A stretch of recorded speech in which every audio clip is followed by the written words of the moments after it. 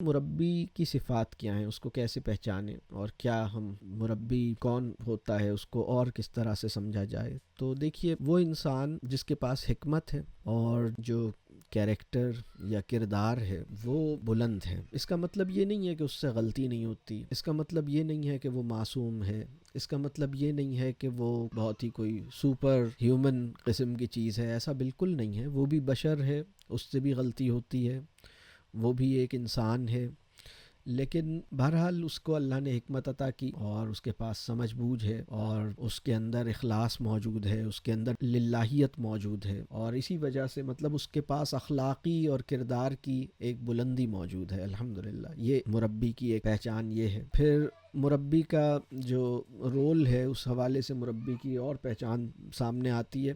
آپ کو آپ کی زندگی میں بھی نا بہت سے لوگ ایسے ملے ہوں گے جن کے اندر مربیانہ صفات موجود ہیں، مینٹورز ہیں. آپ کو بہت سے ٹیچرز ملے ہیں، تو ایسے ٹیچرز جن سے آپ نے کبھی اپنی لائف کا کوئی مسئلہ شیئر کیا اور آپ نے ان سے وہ سوالات کیے جو ٹیکسٹ بک اور کریکلم اور ایگزام سے باہر تھے. یعنی آپ نے ان سے ان سوالات پر آپ نے باتیں کی، یا انہوں نے آپ سے باتیں کی، یا آپ نے ان سے باتیں کی اور سوالات کیے جن کا ایگزام میں اور کریکلم میں اور ٹیکسٹ بک میں کوئی ذکر نہیں تھا. بس آپ نے ان کویسچنز اور ان موضوعات پر ان سے باتیں کی. تو یہ ایک کوالٹی ہے مربی کی. دوسری کوالٹی یہ ہے کہ وہ انسٹیٹیوشن جس میں آپ تعلیم حاصل کر رہے تھے اس کو چھوڑنے کے بعد بھی اور ایگزامز کے ہو جانے کے بعد بھی آپ کا ان سے ایک تعلق رہا. اب وہ تعلق کا مطلب یہ نہیں ہے کہ روزانہ ملاقات ہوئی. تعلق کا مطلب یہ ہے کہ کبھی دوبارہ بھی ملنے کی سعادت ہوئی، کبھی دوبارہ بھی ملے، ان سے تعلق میں رہنے کی خواہش کم از کم ضرور تھی، اور پھر کبھی ملنے کا موقع ملا تو ملے بھی، ان سے رابطہ بھی کیا. تو یہ ایک دوسری بڑی کوالٹی ہے. اگر آپ کی لائف میں ایسا کوئی ٹیچر آیا جس میں نے پہلی بات بتائی کہ ایگزام اور کریکلم سے ہٹ کر آپ نے ان سے کچھ سوالات کر لیے، باتیں کی، یا انہوں نے آپ سے کی، یہ ایک کوالٹی ان کے اندر ہے. دوسری یہ کہ ایگزام کے بعد بھی اور اپنی تعلیمی جرنی، تعلیمی سفر ختم ہونے کے بعد بھی آپ ان سے رابطے اور تعلق میں آئے.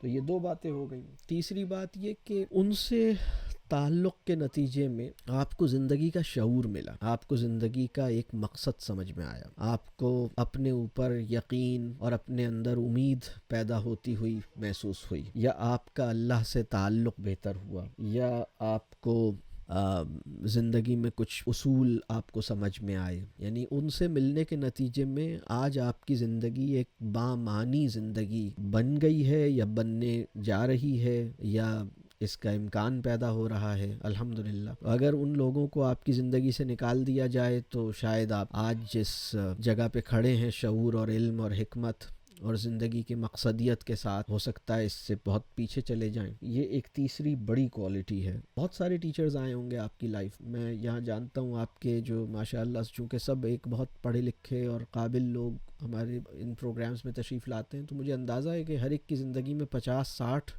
ٹیچرز آئے ہوں گے پوری لائف میں، کم از کم اس سے زیادہ ہی آئے ہوں گے. لیکن ان میں سے وہ ٹیچرز جو ان کوالٹیز پہ پورا اترتے ہیں وہ آپ کے مربی تھے. تو 3 باتیں ہو گئیں. ٹھیک ہے.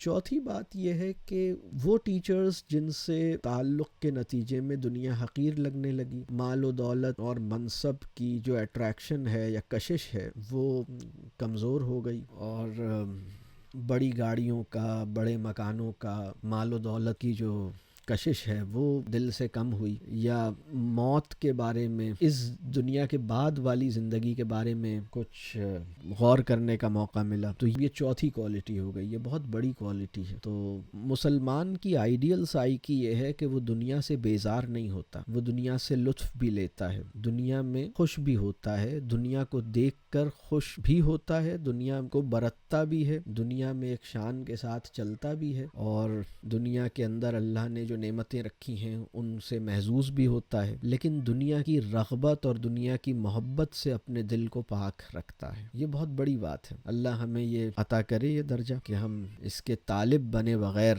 اس کو برت کے دکھا دیں، اس کی محبت میں مبتلا ہوئے بغیر اس سے لطف لے کے گزر جائیں، اور اس کی قدردانی کے ساتھ، مطلب اس کو اپنا حق سمجھے بغیر اس سے جو کچھ بھی حاصل ہوا ہے اس پر اللہ کا شکر ادا کرتے رہیں. تو یہ وہ مربی کا، جیسے میں نے چوتھی صفت بیان کی. پھر مربی کی ایک 5ویں صفت ہے، یہ بھی بہت اہم صفت ہے، کہ وہ اپنی تعریف سننا ان کو گوارا نہیں ہوتا، وہ شکریہ اور نذرانے قبول نہیں کرنا چاہتے، وہ تعریفیں نہیں سننا چاہتے، وہ اپنی واہ واہ کے طالب نہیں ہوتے، وہ اپنی خدمت لینا نہیں چاہتے، مطلب ان کی خدمت کرنا یا ان کو کچھ دینا یا ان کی کوئی مدد کرنا یہ آسان بات نہیں ہے، مطلب یہ ایک بڑی زبردست کوالٹی ہے ان کی، بڑی خودداری ان کے اندر ہوتی ہے بڑی، اور تعریف تو بالکل بھی مطلب جیسے وہ یہ جو پانچویں کوالٹی ہے، میں اس لیے یہ بات عرض کر رہا ہوں کہ اگر ہم مربی ڈھونڈنا چاہتے ہیں یا مربی بننا چاہتے ہیں تو ہمیں ذرا کلیئر ہو کہ مربی ہوتا کون ہے، مربی کہتے کسے ہیں، مربی کا تصور کیا ہے، ہمارے یعنی اسلام کے تناظر میں مربی کا مقام اور مربی کا جو رول ہے وہ کیا ہوگا، یہ جب ہمیں بالکل کلیئر ہوگا تو پھر ہم اس طرح آگے بڑھیں گے، اور باقی اللہ تعالیٰ آسان فرمائے۔ یہ 5 موٹی موٹی باتیں میں نے عرض کی مربی کی صفات میں، اور اس سے پہلے بات وہ بھی کی کہ وہ اس میں حکمت بھی موجود ہے، کردار کی بلندی بھی موجود ہے، یعنی اس پہ اعتماد کیا جا سکتا ہے، اس کے کریکٹر پر بھی اور اس کی سمجھ بوجھ پر بھی، اس امکان کے باوجود کہ اس سے خطا بھی ہو سکتی ہے۔ تو یہ ایک بیسک سا ایک اب تک جو میں نے بات کی کہ ہمارا تصور مربی کیا ہے، اور جیسے میں نے کہا کہ وہ اپنے خدا سے جوڑتا ہے، اب اس کا خدا اگر خدائے واحد ہے یعنی اللہ تعالیٰ ہے تو وہ اس سے جوڑے گا، اور اگر اس کا خدا مال ہے، پیسہ ہے، کیریئر ہے تو وہ اس سے جوڑے گا۔ مربی وہ ہے، مینٹور وہ ہے جو آپ کو اپنے خدا سے جوڑنے میں کامیاب ہو جائے، ٹھیک ہے۔ تو یہ کچھ موٹی موٹی باتیں ہیں۔ پھر میں نے یہ بات عرض کی کہ ہمارا جو عہد زریں ہے، جو ہمارا گولڈن ایرا ہے، اس میں تعلیم اور تربیت 2 الگ کام نہیں تھے، اور استاد ہونا اور مربی ہونا 2 الگ چیزیں نہیں تھیں، وہ ایک ساتھ تھا۔